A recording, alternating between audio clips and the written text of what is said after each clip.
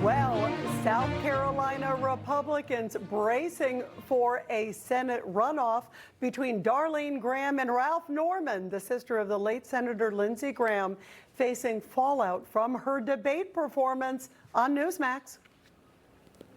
Senator, are Taiwan and the South China Sea national security issues for the United States? If so, why?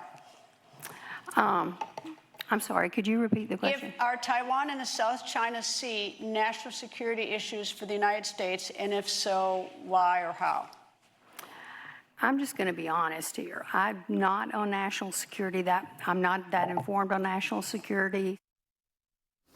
Wow. Well, here to discuss is the host of the Washington Signal Lunch Hour, Andrew Langer, and also the advisor to President Trump and the author of The Real Charlie Kirk, a great book, Dick Morris.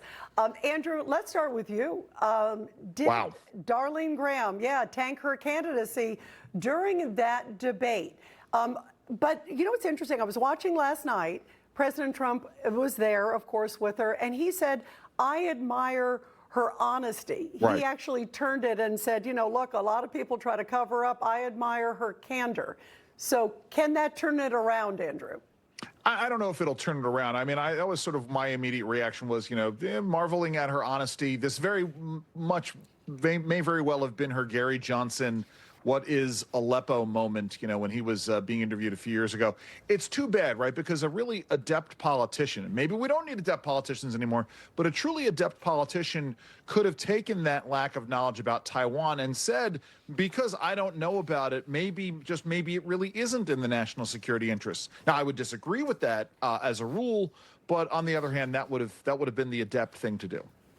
So, Dick, what do you think? And where is this going with the race? Because, of course, the runoff's going to be on Tuesday. It's interesting, too, to see sort of the different camps, Dick, because you've got, on one hand, you have Ralph Norman. He's supported by Nikki Haley. And then you've got Darlene Graham with President Trump. And he won South Carolina in a big way. Huge numbers, Dick, as you know, historic numbers 3 times. Where do you think this is going for Tuesday? Well, I think it's may well destroy the Graham candidacy. I think that you just simply can't say that, and you can't do that. You need a briefing that gives you that information. We're not talking about policy toward Guam or Goa. We're talking about something very important, the policy toward Taiwan and China. So when you say you believe that it might tank, do you think that on Tuesday, we may see Ralph Norman win? Is that what you think? Yeah, I think you have two Despite President Trump's massive endorsement of her. Yes, well, you have 2 good conservatives, 2 good Trump supporters. And I think Trump's endorsement was an emotional reaction because he was so close to Lindsey. But when you have a candidate with this level of non-information, she doesn't belong in the U.S. Senate. And it means that she didn't do her homework before this debate. And that's more significant even than the lack of knowledge. That's interesting. That's a good point. Andrew, what do you think? Well, if I could just add to this, you know, the fact is that Norman has been endorsed by a whole host of conservative organizations, including CPAC, you know, the former American Conservative Union. In the interest of disclosure, that's where I used to work. But yeah, so I mean, so clearly these are 2 solid conservatives, but I do agree with Dick. That was a moment that really will have tanked her candidacy. It was a painful moment to watch, and I agree. It'll be interesting to see. It looked like she was doing better in the polls. Obviously, now we'll see what happens on Tuesday. That may change things for her. You're right. It could be a very close one, or he could pull it out. We'll see. Let's move on also to Florida, because Florida, you've got Democratic primary voters choosing Angie Nixon. We just played her with her bullhorn. She's running for the U.S. Senate there, of course, against Ashley Moody. And Angie Nixon, she's a member of the DSA, and you have to hear, she has had some very radical comments. Listen to her thoughts on drag shows. I don't understand, like, there's no sexualization at a drag show. It's just people dressing up and singing and performing. I've taken my children to drag shows, and it's fun. It's entertainment. So what do you make of that? She takes her kids. Now, I don't know if her kids are kindergarten or in high school, but she seems to be thinking it's okay to take your kids to drag shows, Andrew.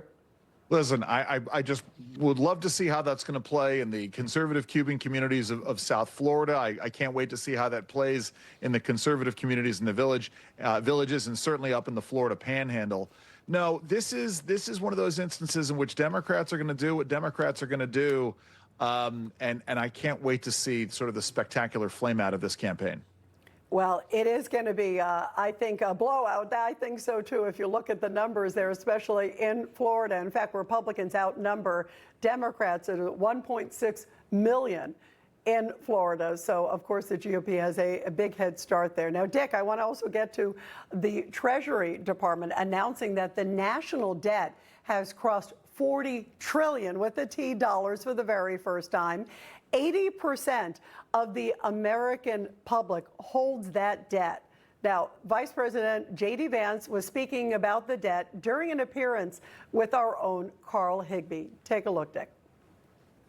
Scott Bessent, the amazing Treasury Secretary, he has had a very discreet plan, of course, supported by the President of the United States, to get the United States to a point where our economy is growing faster than our debt. And if you look, we are on track. So even though the debt is too high, even though we inherited this debt bomb from the Biden administration, we actually do have a plan to get the economy growing faster than the debt. And that's the most important thing.